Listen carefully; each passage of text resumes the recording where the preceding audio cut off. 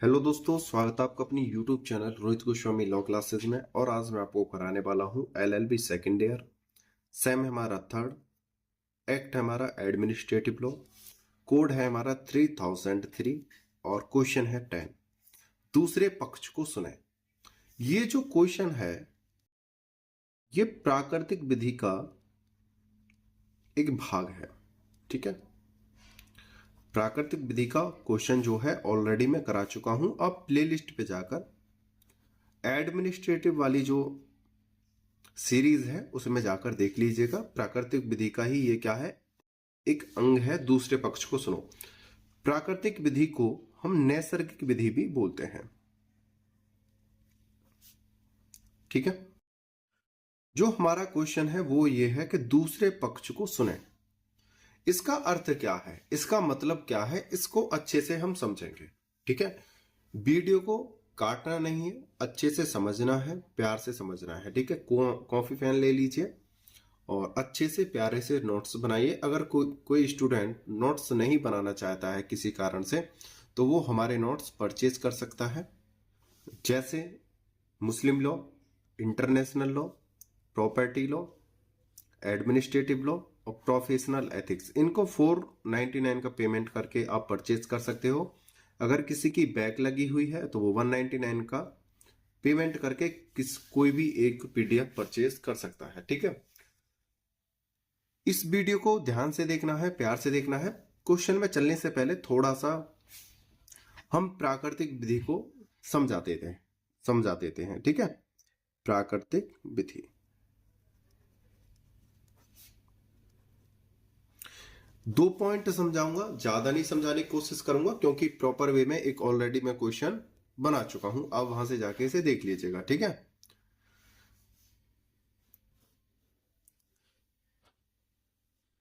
कोई वादी है या कोई प्रतिवादी है। ठीक है भाई, वादी या प्रतिवादी जब आपस में केस घेरते हैं या एक दूसरे के विपक्ष में खड़े होते हैं तो वो क्या होता है, कोई ना कोई मुद्दा तो जरूर होता है। कोई ना कोई लड़ाई हुई होगी या कोई संपत्ति का केस होगा। ठीक है, ये दो ही चीज हो सकती हैं, लड़ाई झगड़े हो सकते हैं या कोई संपत्ति का मैटर होगा। अब हम बात कर रहे हैं पहले संपत्ति की, क्योंकि हम संपत्ति अंतरण अधिनियम पढ़ रहे हैं तो संपत्ति की बात करेंगे। एक पक्ष, दो पक्ष, इनमें से किसी मतलब दोनों में से या तो इसने या इसने बेईमानी की है। ठीक है भाई, इसके साथ बेईमानी होगी, वादी ने जब तो केस गिरा है प्रतिवादी के ऊपर।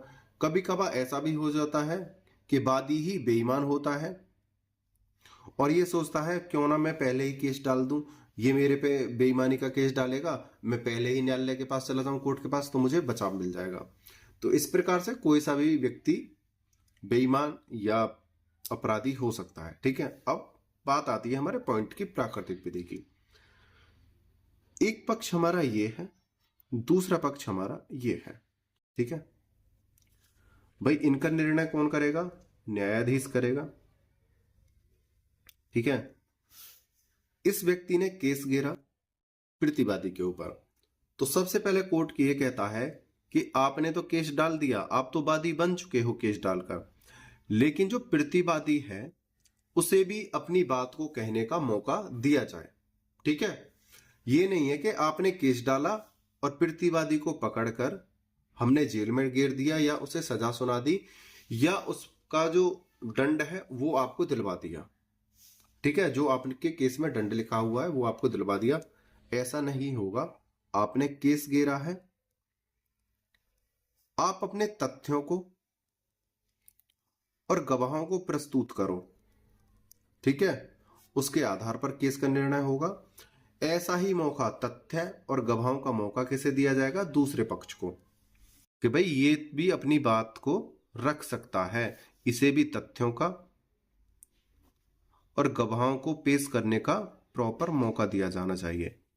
ठीक है, और ये मौका कैसा होना चाहिए, सफिशिएंट होना चाहिए। ये नहीं है कि 1 घंटे की, 2 घंटे की या 1 दिन या 2 दिन की मोहलत दे दी जाए। इसको एक प्रॉपर टाइम दिया जाना चाहिए जिससे ये अपने तथ्यों को, अपने सबूतों और गवाहों को पेश कर सके।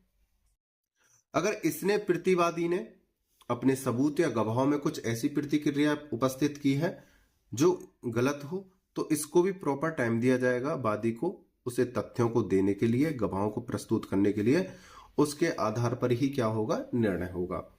ठीक है। जब केस चलता है तो आपस में एक दूसरे पर आरोप प्रत्यारोप लगाते रहते हैं, तो न्यायालय क्या कहता है, आप भी साबित करो, आप भी साबित करो, आप भी साबित करो, आप भी साबित करो। तो यहां पे कहा जाता है कि दूसरे पक्ष को भी सुनने का मौका दिया जाए, उसे भी अपनी बात रखने का मौका दिया जाए। ये तो थी अपनी बात रखने की। ठीक है। अब एक चीज और देखते हैं, ये जो वादी है या प्रतिवादी है, भाई इनका निर्णय कौन करेगा, भाई न्यायाधीश करेगा।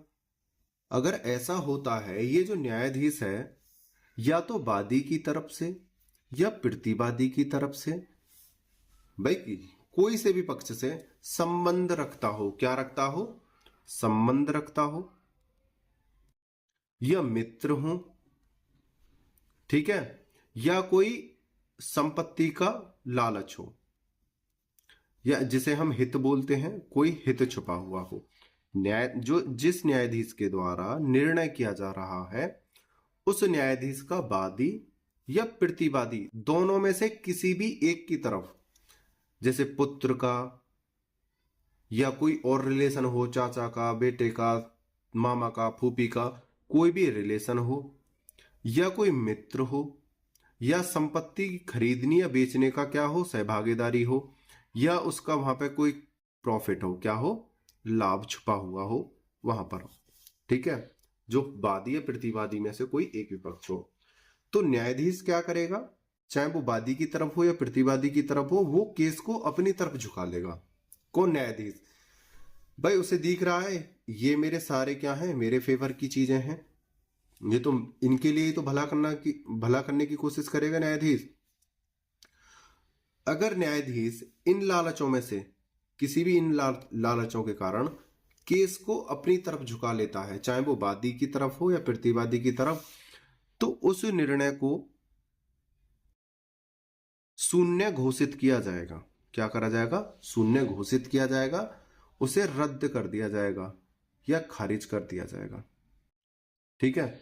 उस केस में निर्णय नहीं दे सकता है न्यायाधीश जहां पर अपना कोई हित, संबंध या संपत्ति का कारण छुपा हुआ हो। तो यह है प्राकृतिक विधि। तो हमारा कहने का उद्देश्य यह है कि जो विधि का जो निर्णय होगा, विधि का जो न्यायाधीश का निर्णय होगा, वो कैसा होगा, साफ। ठीक है। बिना भेदभाव के। किसका, बिना भेदभाव के। यही है दूसरे पक्ष को सुना जाए। ठीक है। सपोज करो वादी या प्रतिवादी में से, जैसा भी मैंने बताया है, कोई भी संबंध या वादी की तरफ हो या प्रतिवादी की तरफ हो, तो न्यायाधीश तो अपनी पक्ष में ही सारी चीजों को करता रहेगा, अपने फेवर में ही करता रहेगा।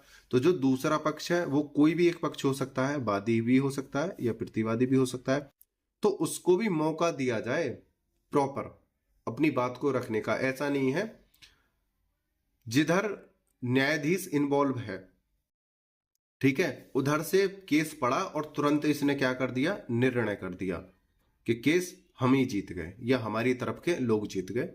ऐसा नहीं है। तो कोर्ट या कानून क्या कहता है, जो दूसरा पक्ष है, कोई भी हो सकता है वादी या प्रतिवादी में, उसको भी सुने जाने का मौका दिया जाना चाहिए। उम्मीद करता हूं ये बात आपको अच्छे से समझ में आ गई होगी।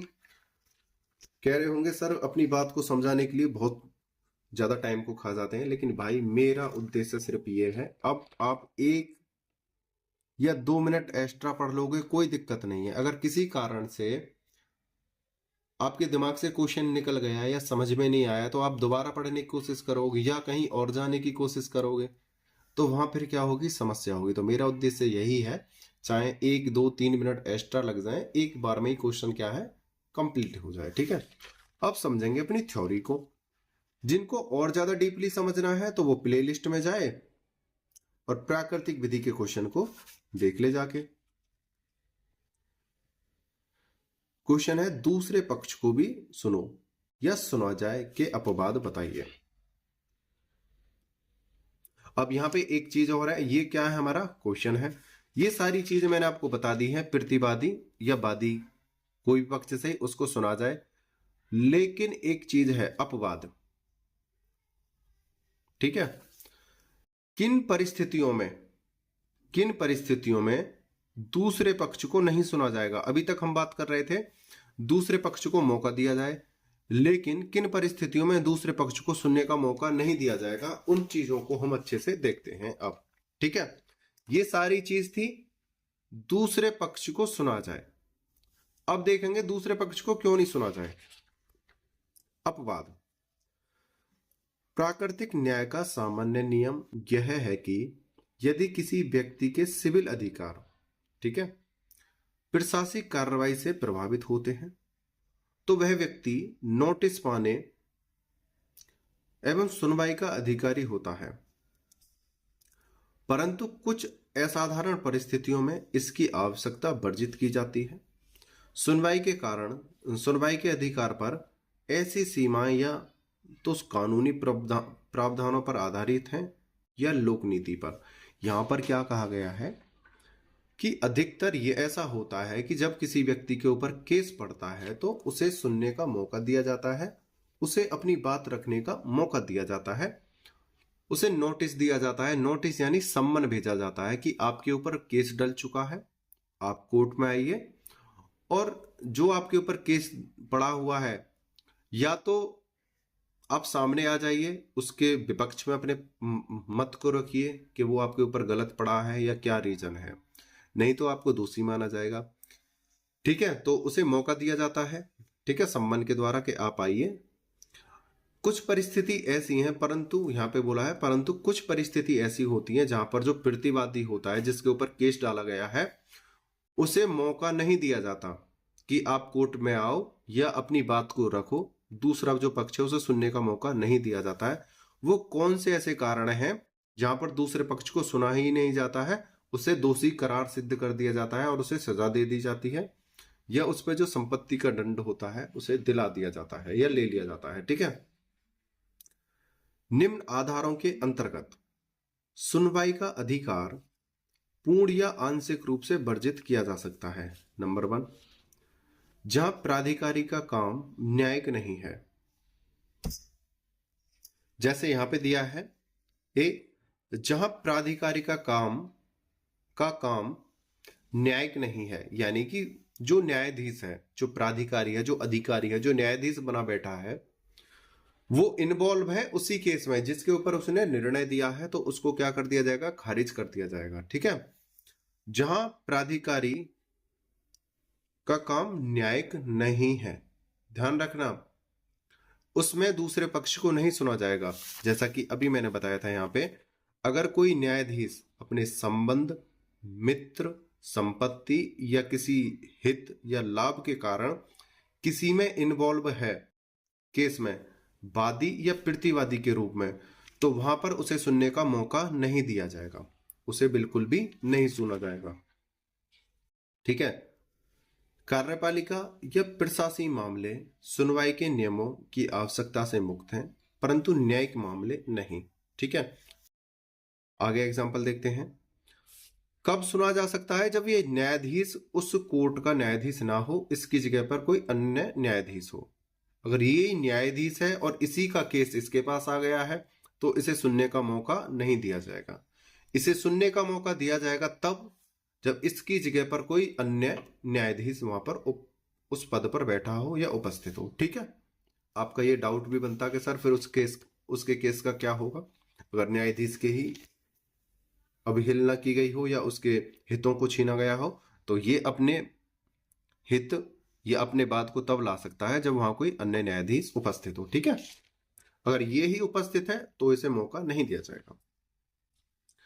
एग्जाम्पल, बंबई राज्य बनाम KS आंडवानी 1950 सुप्रीम कोर्ट।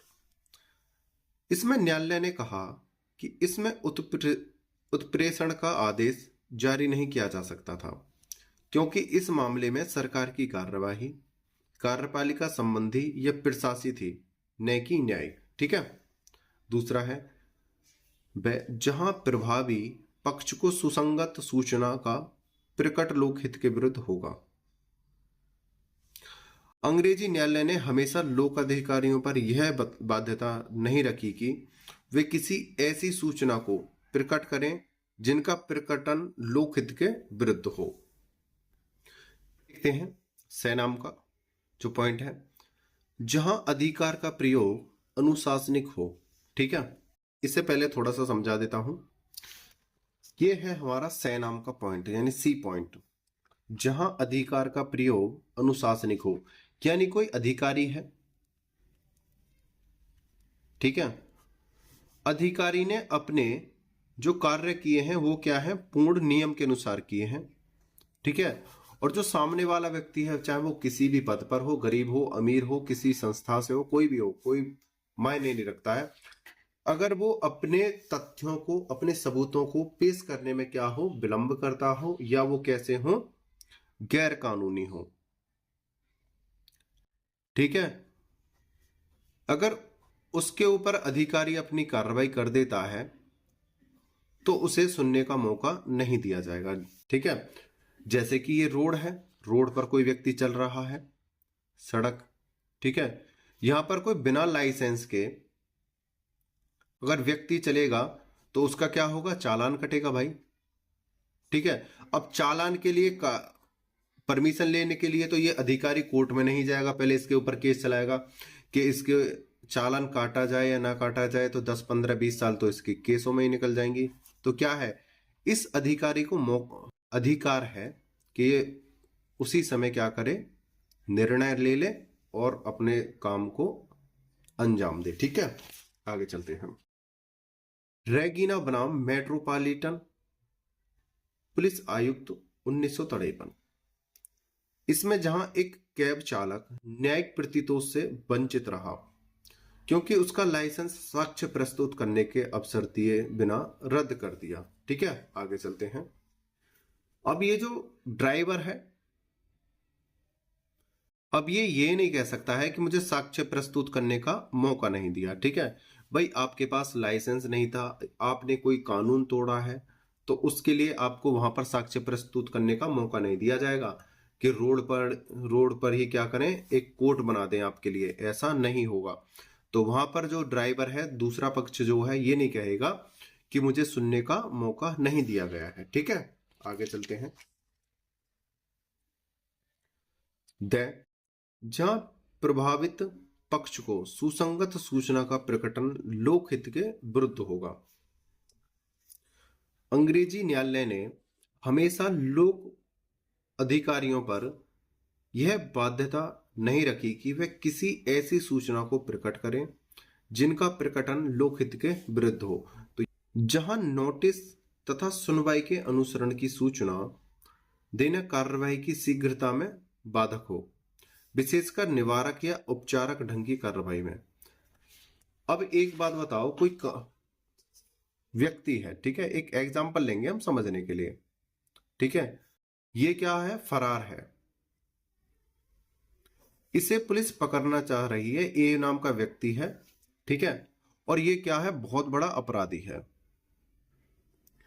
तो भाई इस अपराधी को पकड़ने के लिए ये थोड़ी है पहले इनको सूचना दी जाएगी। अगर किसी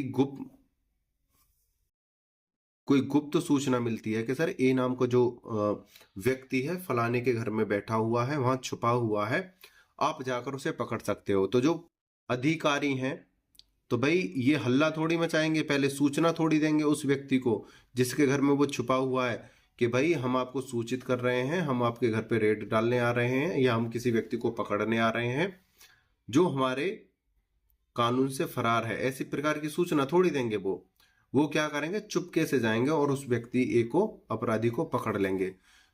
तो यहां पर ये नहीं कह सकते कि जो सरकारी अधिकारी है उन्होंने बिना सूचना के हमारे घर पर रेड डाल ली है या हमारे यहां से किसी व्यक्ति को जबरदस्ती पकड़ा है, ऐसा नहीं कर सकते।